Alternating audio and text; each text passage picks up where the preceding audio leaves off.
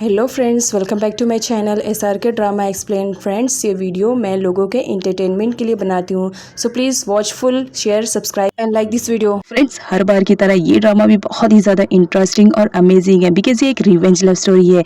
यहाँ पर दिखाया जाता है हमारा हीरो जिस लड़की से दिलो जान से प्यार करता है, कुछ लोग मिलकर उसका मर्डर कर देते हैं जिसकी वजह से हीरो डिप्रेशन में चला जाता है। बट जब उसे सच्चाई मालूम पड़ती है कि किसने उसके प्यार को मारा है तो वो डिसाइड करता है कि वो उससे बदला लेगा।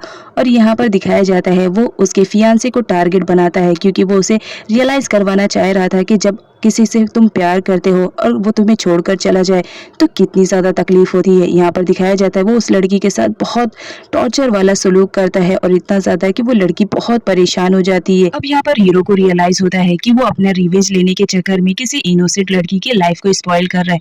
तो फाइनली वो डिसाइड करता है। अब वो क्या डिसाइड करता है ये तो हमें ड्रामे की एक्सप्लेनेशन में मालूम पड़ेगा। तो चलिए बिना टाइम वेस्ट कीजिए ड्रामे की एक्सप्लेनेशन को स्टार्ट करते हैं। यहाँ पर दाव को दिखाया जाता है जिसे गन एक साइको वाला फैन लग रहा होता है, तो वो उसे कहती है कि प्लीज़ मुझे पास में ही छोड़ दो, मैं किसी भी तरह वहाँ से चली जाऊंगी, जिसकी वजह से गन उसे बीच रास्ते में ही छोड़ देता है। दाव गन को चिल्लाती रहती है लेकिन वो पब्लिक प्लेस में थी इसलिए फटाफट अपना विग लगा लेती है ताकि उसे पहचान ना पाए। अब यहाँ पर हमारे गन को दिखाया जाता है जो कि अपने कमांडर से मिलने के लिए आया हुआ रहता है, जहाँ पर वो उसे एडवाइस करते हैं कि तुम्हें इन सब मामलों में पुलिस को इन्वॉल्व कर लेना चाहिए। लेकिन गन कहता है कि ये मेरा इंतकाम है, मैं इसे खुद लूंगा। जिसने मेरे प्यार को मुझसे जुदा किया है आखिर उसे भी तो रियलाइज हो कि कैसा फील होता है।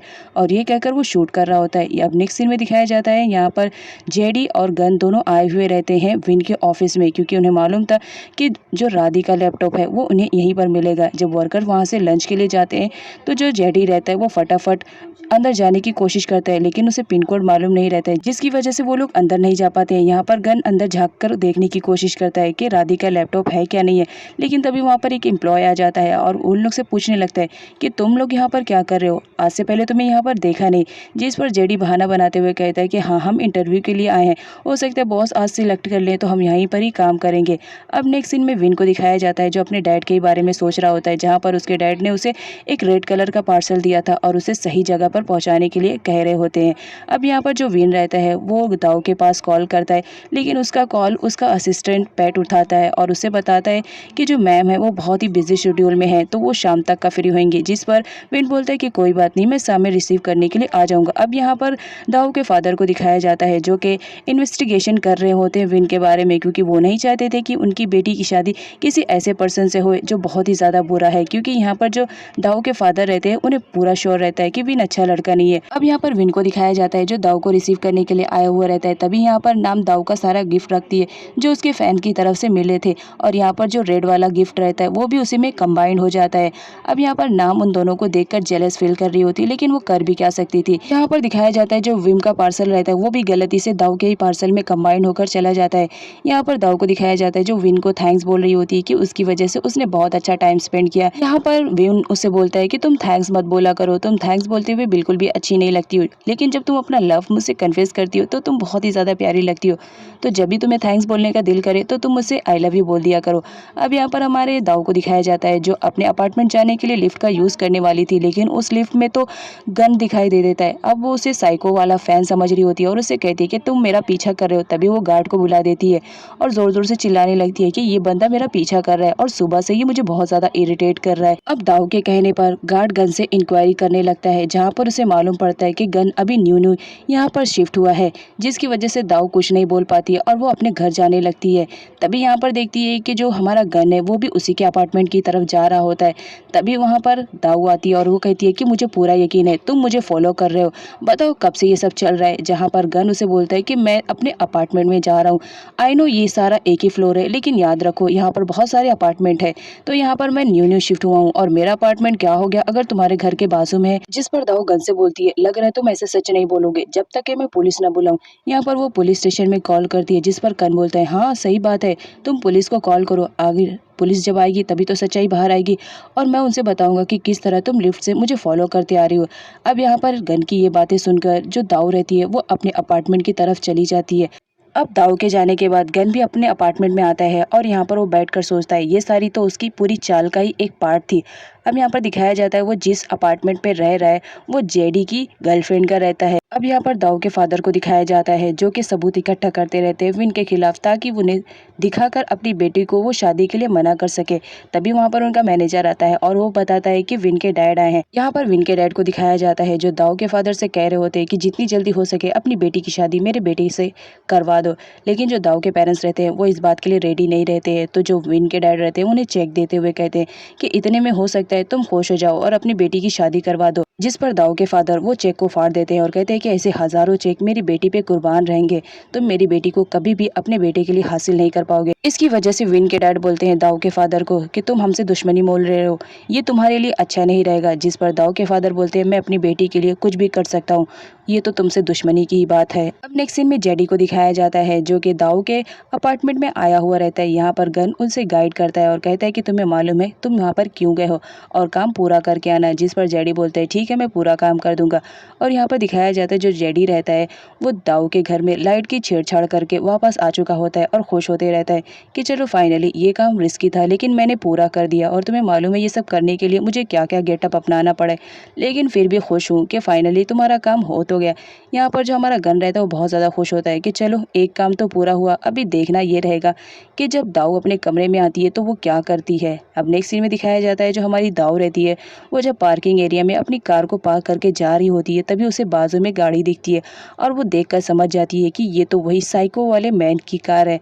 तब वो उसके पास जाती है और मिरर में झांक कर देखने की कोशिश करती है कि अंदर कोई है कि नहीं है। यहाँ पर जो हमारा गन रहता है वो उसी गाड़ी में बैठा हुआ रहता है। तभी वो कांच को नीचे कर देता है और दाऊ से कहता है इस तरह चोरों की तरह क्या झांक रही हो, क्या तुम मेरी कार को चुराने वाली हो। जिस पर दाऊ वहां से जाने लगती है। यहाँ पर गन उसके पास जाता है और उससे कहता है कि देखो हो सकता है मैंने कुछ ज्यादा ही ओवर कर दिया, इस वजह से मैं तुमसे सॉरी कहने के लिए आया हूँ। लेकिन जो हमारी दाऊ रहती है वो कहती है मुझे तुम्हारी सॉरी नहीं चाहिए और वहां से चली जाती है। अब यहाँ पर दिखाया जाता है जो हमारा गन रहता है वो तो वेट कर रहा होता है अपने प्लान पे काम करने के लिए। तभी वो लिफ्ट का बटन ऑन कर देता है और वो दाऊ के साथ ऊपर जाता है। अब यहाँ पर हमारी दाऊ को दिखाया जाता है जो नखरे दिखाकर गन से वहां से जा ही रही होती है। अब यहाँ पर जो गन रहता है वो तो वेट कर रहा होता है कि कब उसे दाऊ की चीखने की आवाज आए। अब यहाँ पर दिखाया जाता है जब दाऊ अपने अपार्टमेंट में जाती है तो वहाँ लाइट ना होने की वजह से वो जोर से गिर जाती है और चिल्लाने लगती है। यहाँ पर दिखाया जाता है ये सारा काम तो हमारे गन का किया धरा रहता है। अब यहाँ पर गन को दिखाया जाता है जो बहुत ज्यादा खुश होता रहता है कि चलो उसका एक प्लान तो कामयाब हो गया और दूसरा प्लान तो उसे खुद ही पूरा करना था। तो वो चला जाता है दाऊ के अपार्टमेंट में जहाँ पर दिखाया जाता है दाऊ नीचे जमीन पर गिरी हुई रहती है और वो उठने की कोशिश करती है बट पैर में मोच आने की वजह से वो उठ नहीं पाती है। तो वो सामने गन को देखती है तो उसे हेल्प मांगती है लेकिन गन तो हेल्प करने से मना करता है। लेकिन बाद में फाइनली वो उसकी हेल्प करता है और उसे उठाकर एक सोफे पे लाकर बैठा देता है। और यहाँ पर वो देखता है कि जो दाऊ है उसके पैर में तो मोच आ गई है, वो सही से चल नहीं पा रही है। मौके का फ़ायदा उठाकर गन उससे कहता है कि कोई बात नहीं मैं तुम्हारे लिए मेडिसिन लेकर आ रहा हूँ। अब यहाँ पर दिखाया जाता है जो गन रहता है वो तो दाऊ के घर में आया हुआ रहता है ताकि वो उसके घर में चिप को लगा सके और वो डिफरेंट प्लेस पर अलग अलग चिप्स लगाता है ताकि उसे दाऊ के बारे में पूरी इन्फॉर्मेशन मिल सके और दाऊ क्या कर रही है वो भी उसे मालूम पड़े। अब यहाँ पर जो गन रहता है उसे आने में लेट हो जाता है तो दाऊ उसके पीछे जाती है जहाँ पर गन आता है और उससे कहता है कि तुम्हें चलने की ज़रूरत नहीं है, मैं तुम्हारे लिए मेडिसिन लेकर आ रहा हूँ। गन को दिखाया जाता है जो दाऊ को ज़बरदस्ती सोफे पे बिठाता है और उसके पैर की सिकाई करने लगता है ताकि उसका पेन थोड़ा कम हो। यहाँ पर दाऊ को दिखाया जाता है वो गन से कह रही होती है कि तुम ये सब इसलिए कर रहे हो ताकि तुम मेरी नज़रों में अच्छे बन सको ना, लेकिन याद रखो तुम मेरी नज़रों में कभी भी अच्छे नहीं बन पाओगे। तभी गन वहाँ से उड़ जाता है और कहता है ऐसी बात है तो लग रहा है मुझे मेरे घर चले जाना चाहिए।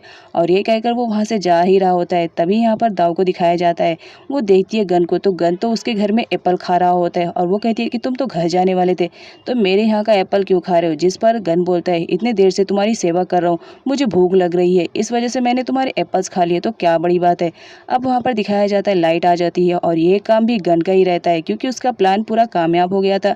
इस वजह से अब वो लाइट ऑन कर देता है और ये सब वो अपने फोन के थ्रू कर रहा था। अब नेक्स्ट सीन में गन को दिखाया जाता है जो वापस अपने अपार्टमेंट में आ चुका होता है और वो सारे चिप्स को अपने फोन के थ्रू कनेक्ट कर लेता है।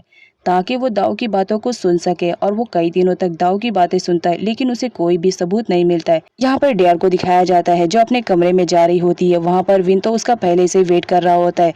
विन उससे बात करने की कोशिश करता है लेकिन डेयर उससे बिल्कुल भी बात नहीं करती है, क्योंकि डेयर को मालूम पड़ चुका था कि विन किसी लड़की से शादी करने वाला है। ऑब्वियसली अगर दो लोग एक दूसरे से प्यार करते हो और उसमें से कोई एक दूसरे को चीट करे तो उसे बहुत ज़्यादा बुरा लगेगा।